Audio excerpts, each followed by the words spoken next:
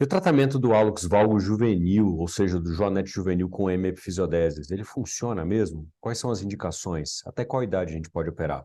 Vem comigo que nesse artigo da semana a gente vai discutir justamente esse tema.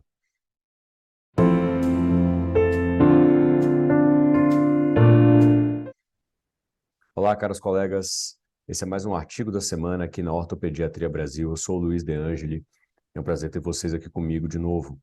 Hoje o artigo que a gente vai discutir é um artigo de 2019, publicado pela Universidade Nacional de Taiwan, tá? E fala sobre a utilização de hemifisiodese combinada para o tratamento do hálux valgo juvenil. O que seria a hemifisiodese combinada? Seria a hemifisiodese lateral do primeiro metatarso associada à hemifisiodese medial da falange proximal do hálux. Então, o artigo ele é de acesso aberto aqui, como eu coloco aqui para vocês. Isso é bacana porque a gente pode rolar o artigo e ver as figuras também. Então, esse artigo avaliou retrospectivamente, né, casos operados entre 2012 e 2014. Dos 24 pacientes com hálux valgo juvenil sintomático, foram incluídos no estudo 21 pacientes, né, que tinham um follow-up de pelo menos 2 anos. Eles avaliaram o ângulo do hálux valgo, o ângulo intermetatarsal, o ângulo articular do primeiro metatarso proximal, o ângulo articular proximal da falange proximal e também uma razão de comprimento do primeiro com o segundo metatarso, para saber se as hemifisiodéses chegaram a encurtar o primeiro metatarso. E o interessante desse estudo é que eles também utilizaram um critério clínico. Eles utilizaram aqui o ALPHAS, Hallux Metatarsophalangeal Interphalangeal Score, que é um score clínico, né, para julgamento aí de melhora de sintomas nos pacientes com hálux valgo, né. Desses 21 pacientes, 37 pés foram operados, né? E foi legal porque, ó, a média de idade na cirurgia foi de 12 anos, que é um pouco mais velha do que a série do John Davids de 2007. E o follow-up que eles conseguiram foi de 35 meses, ou seja, quase 3 anos de média, né? E aí, o interessante, o que eles encontraram? Uma melhora do ângulo do hálux valgo de 4,7 graus, tá? Com P menor que 0,01, uma redução do ângulo intermetatarsal de 2,2 graus, um P também menor do que 0,01, e os índices os ângulos articulares, né, do primeiro metatarso e da falange proximal, eles também melhoraram no AP, mas no perfil não houve grandes diferenças, o que é bom. Além disso, eles também não encontraram diferença na razão entre o primeiro e o segundo metatarso, o que é excelente também, ou seja, aparentemente a hemifisiodese do primeiro metatarso não encurta o primeiro metatarso, né? Além disso, o score clínico teve uma melhora de 68,7 para 85,2 pontos, tá? Com P também significativo.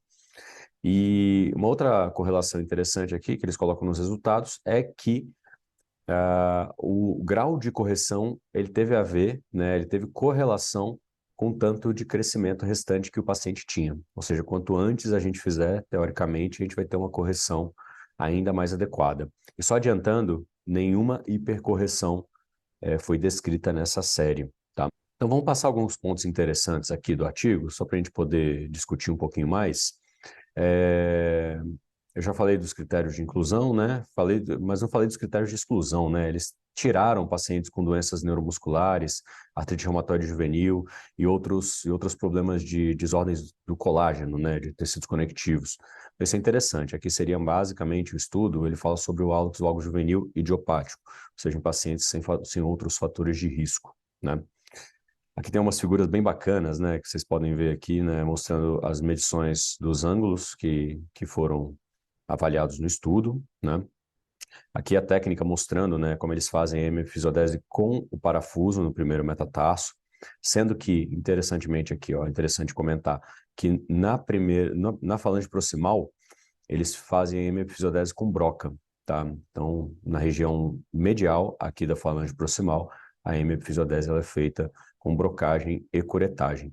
Esse parafuso aqui é interessante, nos métodos eles descrevem que eles utilizam um parafuso 4.0, tá? Eu achei até grande, não sei nem se eles descreveram de maneira adequada aqui, mas 4.0 parece um parafuso grande, assim, um parafuso de autocompressão.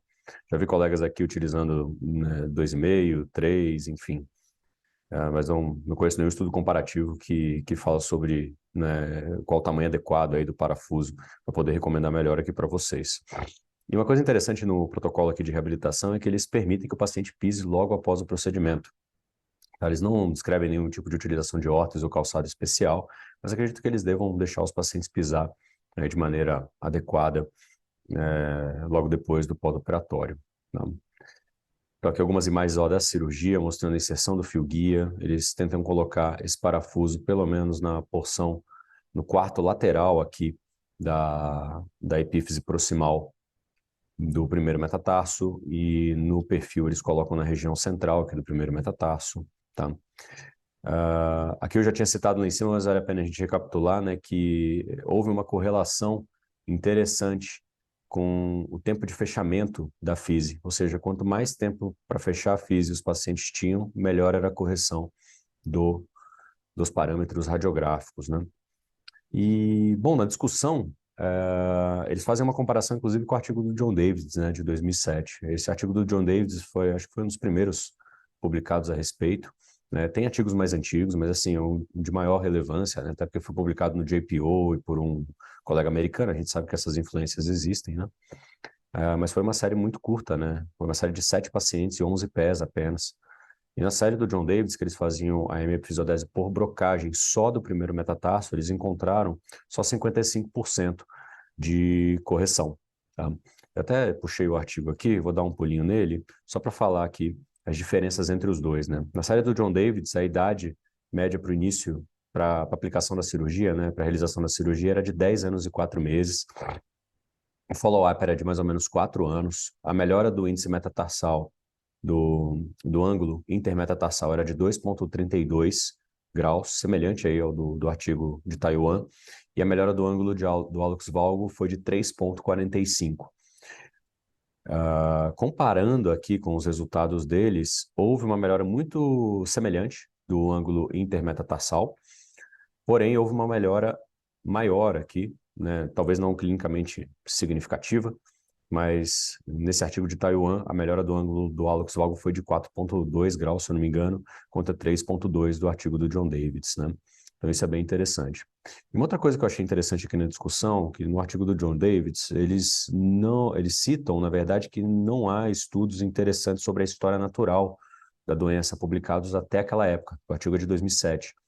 Nesse artigo aqui, eles citam aqui na referência 16 que foi publicado um estudo falando sobre a história natural do hálux valgo juvenil, falando que a tendência é que o hálux valgo juvenil ele progrida 0,8 graus ao ano.